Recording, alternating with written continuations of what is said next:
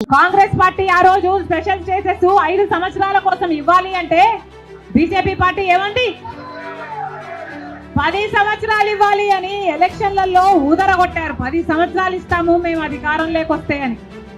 ఇక చంద్రబాబు గారు అయితే 15 సంవత్సరాలు మాకు స్పెషల్ స్టేటస్ కావాలి అని కొట్లాడాడు. ఇదే చెప్పాడు 15 సంవత్సరాలు స్పెషల్ స్టేటస్ కావాలి, అందుకే నేను బీజేపీ పార్టీతో పొత్తు పెట్టుకుంటున్నా అని బీజేపీ పార్టీతో పొత్తు పెట్టుకున్నాడు. వాళ్ళ మంత్రివర్గంలో కేంద్ర మంత్రులు కూడా అయ్యారు టీడీపీ నాయకులు.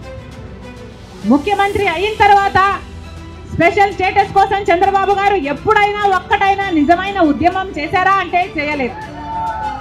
చేయకపోక ఉద్యమం చేసే వాళ్ళ మీద కేసులు పెట్టారు, వాళ్ళను జైల్లో కూడా పెట్టాడు చంద్రబాబు గారు. ఆ సమయంలో ప్రతిపక్ష నాయకుడు జగన్ రెడ్డి గారు ప్రతిపక్ష నాయకుడుగా ఉన్నంత కాలం స్పెషల్ స్టేటస్ మనకు రావాలి అని ప్రతిరోజు కొట్లాడాడు. నిరాహార దీక్షలు కూడా చేశారు. ప్రతిపక్షంలో ఉండగా అవిశ్వాస తీర్మానం ఏమా ప్రభుత్వం వాళ్ళు ఎవరైనా ఉన్నారా ఇక్కడ?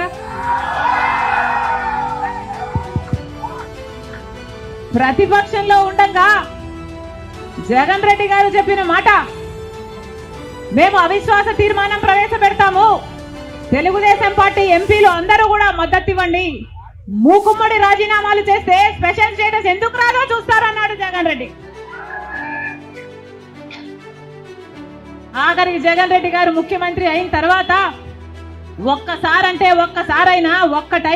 ఒక్కటైనా నిజమైన ఉద్యమం చేశాడా స్పెషల్ స్టేటస్ కోసం?